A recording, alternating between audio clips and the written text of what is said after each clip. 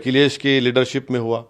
17 का चुनाव भी हमारी वजह से बीजेपी जीत गई, जो अखिलेश और कांग्रेस मिलकर लीडरशिप में हुआ। तीन इलेक्शन अखिलेश यादव की लीडरशिप में समाजवादी पार्टी हार चुकी है। अखिलेश यादव एक नाअहल सियासी लीडर हैं जो अपने पिताजी की मेहनत और एंटाइटलमेंट की पॉलिटिक्स कर रहे हैं। लेकिन सर अगर 22 में फिर अगर बीजेपी जीत गई तो भी आप A+ हो जाएंगे, और हाँ, तब तो आप A++ हो जाएंगे अगर 22 में बीजेपी फिर नहीं, ये तो उत्तर प्रदेश की जनता तय करेगी ना कि हमारी वजह से लोकसभा का सीट चुनाव बीजेपी जीती। हम 3 लोकसभा की सीट लड़े।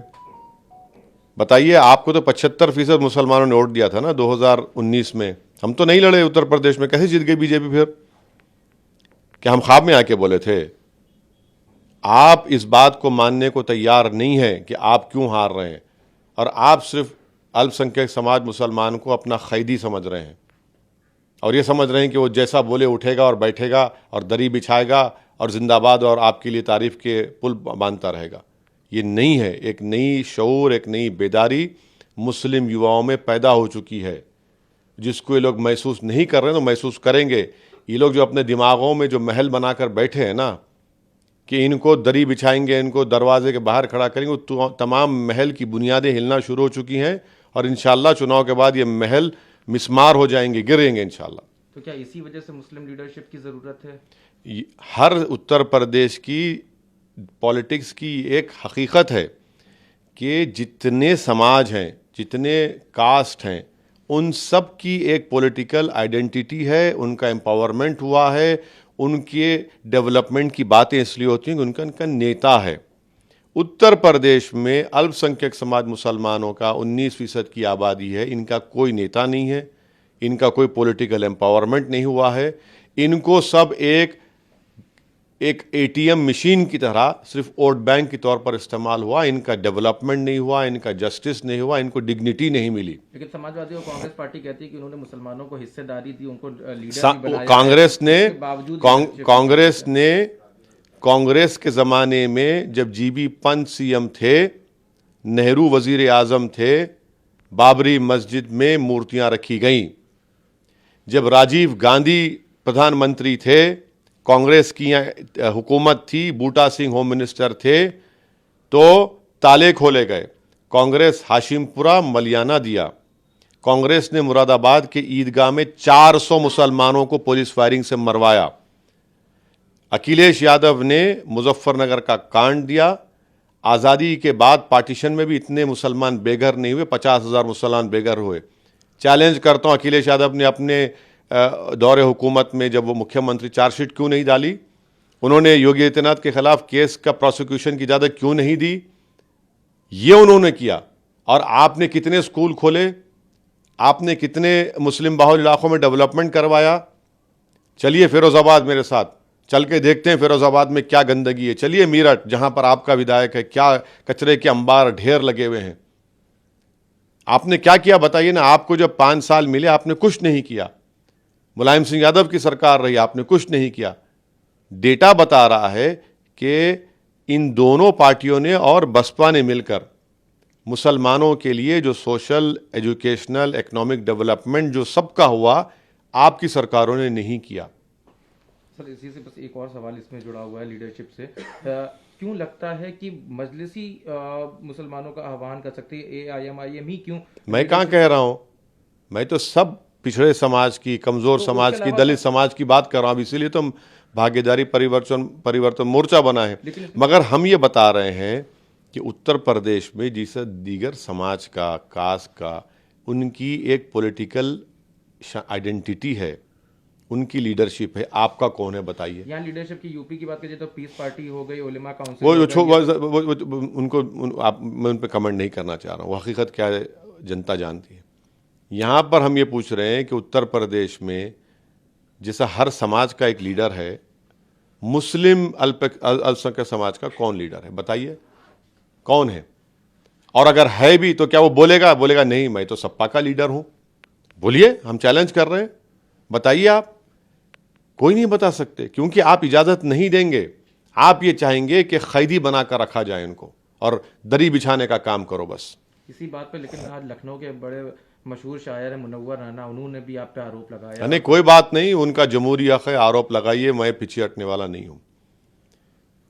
जितना आरोप लगा सकते, जितनी जहनी गंदगी आप अपनी जबान से इस्तेमाल कर सकते मेरे खिलाफ करिए, मगर सच्चाई छुपेगी नहीं। हकीकत लोगों के दिलों पर आया हो चुकी है और लीडरशिप बनेगी मुस्लिम अल्पसंख्यक समाज की, जो अलहदा होगी समाजवादी। और शुरुआत करी और कहा कि 403 सीटों पे आप लोग मिलकर चुनाव लड़ेंगे। सर, क्या लग रहा है कि 403 सीटों पे आप लड़ रहे हैं? क्योंकि अभी जब आपने यूपी इलेक्शन में एंट्री करी थी, जाहिर सी बात आप सबसे पहले कैंपेनिंग शुरू करी थी, भागीदारी संकल्प मोर्चा का उस वक्त आप लोगों का गठन हुआ था, 100 सीटों की बात हुई थी, लेकिन अब 403 सीटें। नहीं तो अब ये क्योंकि पहले जो महाशय थे वो खुद चले गए, तो उसमें जो पॉलिटिकल पार्टीज़ थी, हमने सब मिलकर पूरी अच्छी तरीके से बातचीत की और हमने सीट डिसाइड कर लिए और ये फैसला लिया कि भागीदारी परिवर्तन मोर्चा के कन्वीनर जनाब बाबू सिंह कुशवाहा साहब रहेंगे और वो अगर उत्तर प्रदेश की जनता अपने आशीर्वाद से, दुआओं से, वोट से नवाज कर सत्ता देगी तो पहले 2.5 साल के लिए बाबू सिंह कुशवाहा इसके मुख्यमंत्री रहेंगे और आइंदा 2.5 साल एक दलित होगा और साथ में 3 डिप्टी सीएम होंगे, एक मुस्लिम समाज से और दूसरे 2 पिछड़ा समाज से।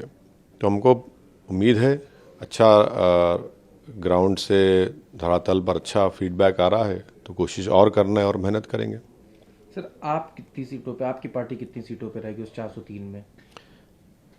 मेरे ख्याल से 100 सीट के करीब हम लोग लड़ेंगे। उसमें एग्जैक्ट नंबर हमारे अध्यक्ष से पूछना पड़ेगा, 100 के करीब लड़ेंगे। 100 के करीब। 38 सीट पे 2017 में इलेक्शन लड़ा था मजलिस ने और उसमें कोई बहुत कोई सीट में नहीं हुआ था, तो क्या लग रहा है इस बार कोई इजाफा होगा? और क्या चीज़ है व्हाट मेक्स मजलिस कॉन्फिडेंट कि इस बार वो 100 सीट पे लड़ना चाहिए उन्हें? नहीं, आपकी बात बिल्कुल सही है। 5 साल पहले हमारा परफॉर्मेंस बिल्कुल ठीक नहीं था, मगर अब 5 साल में काफ़ी मेहनत हमारे ज़िम्मेदारों ने, पार्टी के अध्यक्ष ने, सब पार्टी के मेंबर्स ने की है संगठन पर। और जो हालिया ज़िला परिषद के चुनाव, उसमें 18-19 जगह पर हमारे कैंडिडेट्स कामयाब भी हुए और मेरे ख्याल से 18-20 जगह पर हम लोग दूसरे नंबर पर भी आए। तो अच्छा खासा परफॉर्मेंस रहा। अभी भी बहुत मेहनत करने की ज़रूरत है। मैं ये नहीं कह रहा हूँ कि हम लोग मेहनत की ज़रूरत नहीं, मेहनत और भी करने की ज़रूरत है और कर भी रहे हैं। और मुझे यकीन है कि 2017 से बेहतर नतीजा 2022 के उत्तर प्रदेश की विधानसभा में आएगा। इलेक्शन लड़ने मंत्री कैंपेन कर रहे हैं, कल से समाजवादी और आरएलडी ने भी करना शुरू किया है, आप लोग भी कल से परसों के बीच में जाएंगे। क्या किसको सबसे बड़ा पॉलिटिकल कम्पिटिटर देखते हैं इस चुनाव में? देखिए, आप जब इलेक्शन लड़ते हैं तो हर पार्टी का कैंडिडेट, प्रत्याशी आपका अपोनेंट होता है, पॉलिटिकल अपोनेंट होता है।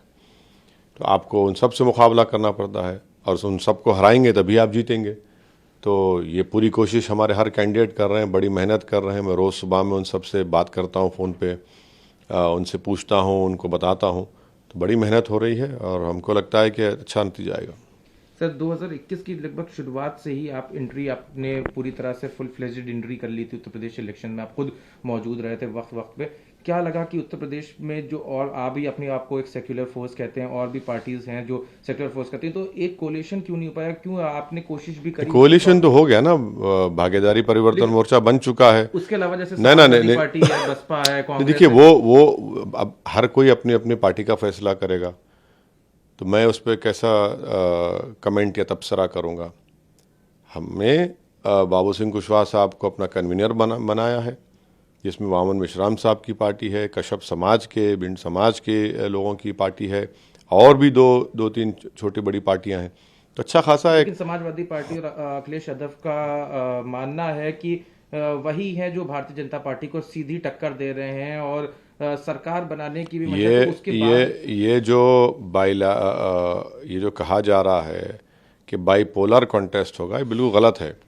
देखिए, मैं राजनीति में, मुझे भी एक 25-26 साल का अरसा हो चुका है, ज़्यादा नहीं हुआ, मगर थोड़ा बहुत जो मुझे तजुर्बा है, जब किसी विधानसभा के चुनाव में जब कैंडिडेट्स डिक्लेयर होते हैं तभी से सही चुनाव शुरू होता है और हर सीट पर मुकाबला होता है। अगर पहले से कोई ये दिमाग में बात बनाकर बैठ गया कि बाईपोल हो रहा है, नहीं हो रहा है बाईपोलर, आप देख लेंगे। कैंडिडेट डिक्लेरेशन की बात करी, समाजवादी के कैंडिडेट्स डिक्लेरेशन को आपने हिपोक्रेसी बताया। आपने इससे पहले भी हम जो बात करी थी उसमें भी हिपोक्रेसी बताया था। आजमगढ़ की सीट को या स्वामी प्रसाद मौर्य का पार्टी में आना हो, उस सबको आपने हिपोक्रेसी, आप ऐसा क्यों मानते हैं? देखिए, कल जब अखिलेश यादव साहब और जनाब जयंत चौधरी साहब ने कल प्रेस कॉन्फ्रेंस की, आप ही के मीडिया के लोगों ने सवाल किया कि मुसलमानों को आपने टिकट क्यों काट दिया, आपके पार्टी के, उनके समाजवादी के, आरएलडी।